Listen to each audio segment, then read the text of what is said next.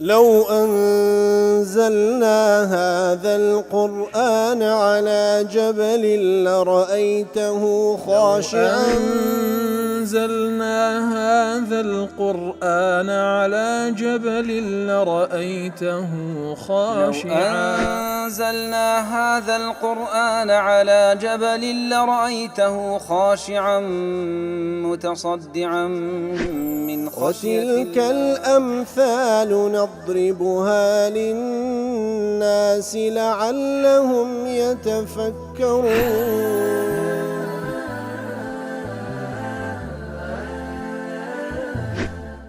الحمد لله والصلاة والسلام على رسول الله وعلى آله وصحبه ومن والاه. السلام عليكم ورحمة الله. برزان خوشحالم لواني 1252 لوانا كان تفسير قرآني بيروزبيم وخزمتان بمبستي رزامندي رب العالمين وهيوادان بإوي آزيش سودي لور بقرن. أعوذ بالله من الشيطان الرجيم. بسم الله الرحمن الرحيم. ولقد همت به وهم بها لولا أن رأى برهان ربه كذلك لنصرف عنه السوء والفحشاء إنه من عبادنا المخلصين. بەڵێ خۆشەویستان وەکولوانەی ڕابردوو لە خزمەت ئاەتی پیرۆزەدا بووین کە رب العالمین باس لەو حاڵەتە دەکا کەوا لە دوای ئەوەی یوسف عەلەیهی سەڵات وەسەلام لەو ماڵەدا کەوا خاوەنی ئەو ماڵە عەزیزی میسرە یوسفی کڕیتەوە عەلەیهی سەڵات وەسەلام ئیتر یوسف دەمینێتەوە لەوێندەرە و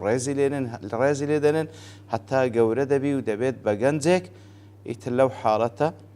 امرأة العزيز وتخيزاني عزيزي مصر كأولى ماليانا هول ددا كاري فاحشة لقل يوسف أنزام بدا عليه الصلاة والسلام ويوسف يجبو الشيوية پناد دا تبر الله تعالى خوي دا تبناي خوي قورة سبحانه وتعالى تاوكبي باريزي إثر خوي قورة سبحانه وتعالى دي باريزي.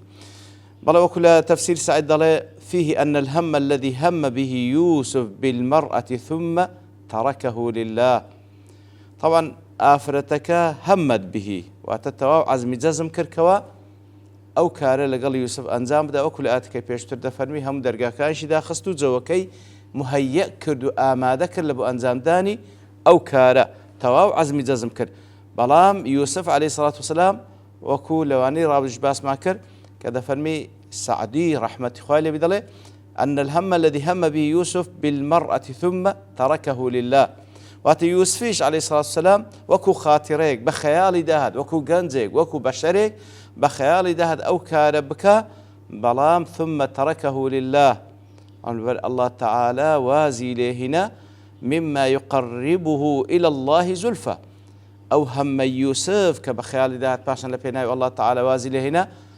دەبی تەمای ئەوەی کەوا زیاتر لە خوای نزیکی بکاتەوە لأن الهم داع من دواعي النفس الأمارة بالسوء. أو هم کەوا بەرەو خراپەت دەبا ئەوە یەکە لە باڵێن پێداویستیەکان و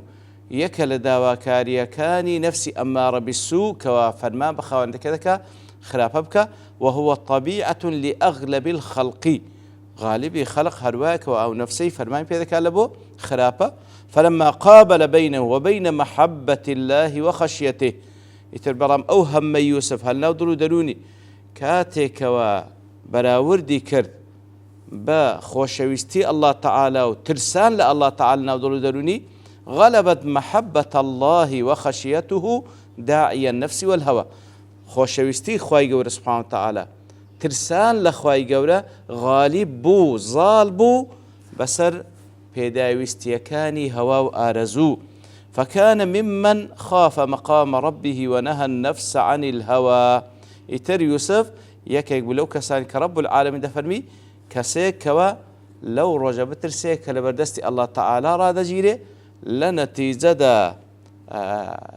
نەفسی خۆی منع کردکەوە بە دوای هەوا و ئارەزوەکانیدا بڕوە یەکە لەو کەسانە كوا خواي قول سبحانه وتعالى دفرمي باداشتيان بهشت وكل صورة النازعات دفرمي وهو يكيك لو كساني كوا من السبعة الذي يظلهم الله في ظل عرشه يوم لا ظل إلا ظله. إتر یەک لەو حەفت کەسەی یەک لەو حەفت چینە کەسەی کەوا لە ڕۆژی قیامەت خۆی گەورە لە ژێر سێبەرێک کە تەنها ئەو سێبەرە هەیە ڕایان دەگر کە یەکێک لەوانە پیاوێکە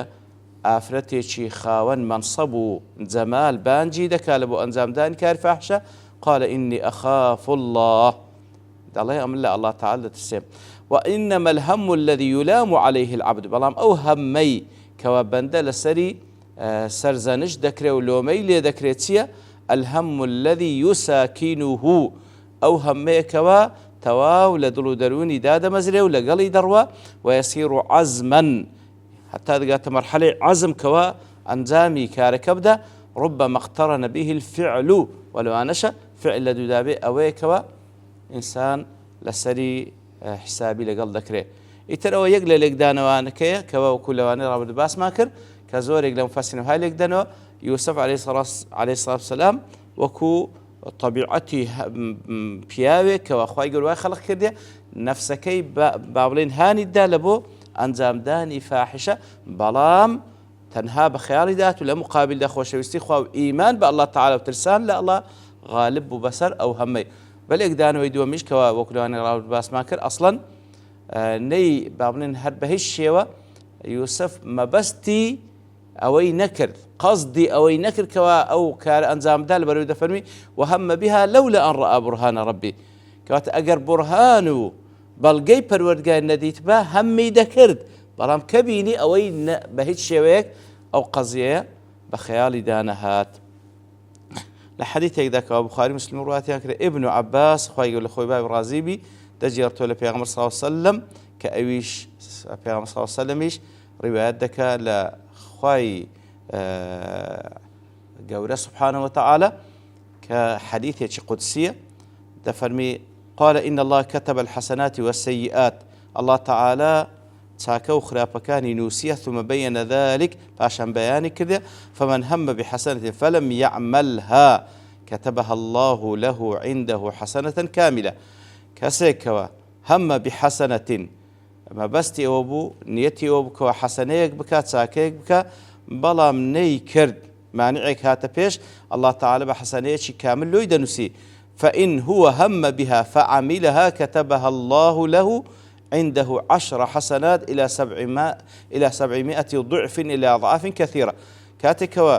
نيتي کرد چاکەیەک بکە ئەنجامیشی دا لە بۆ خوای گەورە سبحانه وتعالى ئەوە بەلای کەمی خوای گەورە یەک بەدە لۆی دەنووسی هەتا یەک بە 700 زیاتریش خوای گەورە سبحانه وتعالى لۆی دەنووسی ومن هم بسيئة فلم يعملها کەسێک کەوا نیەتی گوناه و تاوانێکی کرد بەڵام نەی کرد لە ترسی الله تعالى كتبها الله له عنده حسنة كاملة خوای گەورە بە حەسەنە لۆی دەنووسی حەسەنەیەکی كامل فإن هو هم بها فعملها ئەگەر نیەتی خراپەی کرد وأنجامیشی دا كتبها الله له سيئة واحدة الله تعالى بە یەک گوناه لۆی دەنووسی کەوەش هەر لە فەزلی خۆیتی بلى دفرمي ولقد همت به وهم بها لولا أن رأى برهان ربه أي لولا أن رأى يوسف آية من الله قوي بها إيمانه وامتنع بسببها من عصيانه كواتا يوسفيش عليه الصلاة والسلام همي دكرت كوا واتا بخيال دادهات كوا أو كاربك أجر لبر أو نبا كخواي جورا بەڵگەیەکی نیشاندا بووە هۆی ئەوەی ئیمانی بەهێزتر بوو و هەروەها بە سەبەبی ئەوەش ئیمتیناعی کرد کەوا عیسیان و تاوان ئەنجام بدا ابن جرير دەڵێ وأولى الأقوال في ذلك بالصواب أن يقال دەربارەی ئەو ئاتە چەند قەولێک دەینەوە دەڵێ ڕاستترینیان کە پێویستە بگوترێ إن الله جل ثناؤه أخبر عن هم يوسف وامرأة العزيز كل واحد منهما بصاحبه خوای گەورە دەفەرمێ لەو ئاەتەدا باسی لەوەی کرد کەوا ئەو ئافرەتە نیەتی کرد کە طبعا نیەتەکەی بۆ عەزم و جەزم کەوا ئەو کارە لەگەڵ یوسف بکە دەفەرمی یوسفیش نیەتی کرد لە مقابلدا ئەو کارە بە خەیاڵی داهات لولا أن رأى يوسف برهان ربه مەگەر لەبەر ئەوەی نەبی کەوا یوسف بەڵگەیەکی لە پەروەردگاریەوە نیشاندرا وذلك آية من الله آيەتێک بوو نشانيك بلان الله تعالى زجرته عن ركوب ما هم به يوسف من الفاحشة ئەو ئاتە یوسفی جێراوە عەلەیهی سڵاو وسەلام کە خوای گەورە نیشانیدا لەوەی کەوا ئەوەی بە خەیاڵیدا هاتێ لە ئەنجامدانی فاحشە جێڕایەوە ئەنجامی نەدا. وجائز أن تكون ذلك الآية احتمال شو آتتسبو سورة يعقوب لوانا يعقوب هنا بيش سابي. وجائز أن تكون سورة الملك سورة الملك يعني بابرين شيوي ملائكته هنا بيش سابي. وجائز أن يكون الوعيد في الآيات التي ذكرها الله في القرآن على الزنا لوانا أو آتانك خواهي لقرآن درباري عقوبي زنا باسكري أو هنا بيساوي بلام ولا حجة للعذر قاطعة بأي ذلك كان من أي كواتا بلام أو قولانك هاتيا ضل براسي هزب الجيش قاطعي لسنك ويقلوا نبيتا. والصواب أن يقال في ذلك رأي دروس لرداتية ما قاله الله تبارك وتعالى أو كخواي غور فرميتي هر أويا والإيمان به إيمان به والترك ما عدا ذلك إلى عالمه وازبيني خوا عالمك واتي نشان دا تفرمي آياتي شي نشان دا خواي غور آياتي شي نشان دا كواتتسيو آتا وكو أقوالاني كهنايوا ضل باشتر وابلين كو خواي غور فرميتي آياتي نشان دا يمش با عام بلين آياتي شي نشان دا واز لێبینین کەوا چییە و چ نییە لەبەرەوەی هیچ یەک لەوانە بەڵگەی لەسەر نییە. ابن تيمية رحمة الله عليه لمجموع فتاوى دله هو برهان الإيمان الذي حصل في قلبه كتبلغي إيمانا كوالدلو دروني موجود بو فصرف الله به ما كان هم به إتر بو بلغي إيماني كرنا دلو دروني موجود بو أو خيالي كبميش داهات روان ديوا. وجواب لولا أن رأى برهان ربه كواتلير ذا جوابكي تسيا لولا أن رأى برهان ربه طلع جوابكي محذوفة تقدير ذكر لكان ما كان أجر أو آتيك خواي ونشان دا أو نبوايا لكان ما كان أو رويد دا أو لارتكب المعصية معصيتي أنجام دا أجر ونبوايا. وتقدم قريبا ذكر الوجه الآخر وهو أن ما قبل لولا دربا أو بوشوي أو هالك دريتوا وهم به لولا أن رأى برهان ربه كواتخ بخيال دا أوي بخيال دا هاد يوسف عليه الصلاة والسلام أنزام دا أجر أو آتي خواي نشان ندابايا أدي باشي وكيد كاكوتمان هل بخيال دا نهاتيا ضل وهو أن ما قيل كوات لو حالته أوي ديكا جوابكي محذوف بلام لحالة دوم أن ما قبل لولا لبيش لولا تي باسكرا هو دليل الجواب المحذوف لبيشي لولا كتب أسكرا وهم به وهم ولقد همت به وهم بها كواتا لبيشي لولاك وهم بها باسكرا أو بلقي لسد جوابك كوا محذوفة معنى تككوات أو هاي لذي وهم بها لولا أن رأى برهان ربي أي لولا أن رآه هم بها أجر برهان آيتي خواي قوري نبيني با أو جاب خيال دادهت كأوكار أنزام بدا كواتا بوشيوة أو لقدانوي دوما وهروها لقدانوي يكمش كباس ماكر. كذلك لنصرف عنه السوء والفحشاء أي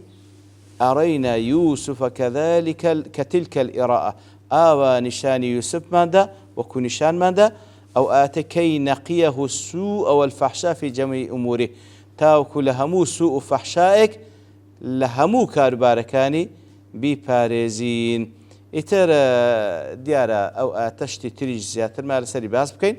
بلام لبرتوابوني كاد دوستين ببشتوان الله تعالى لواني دهاتو دينا وخزمتي.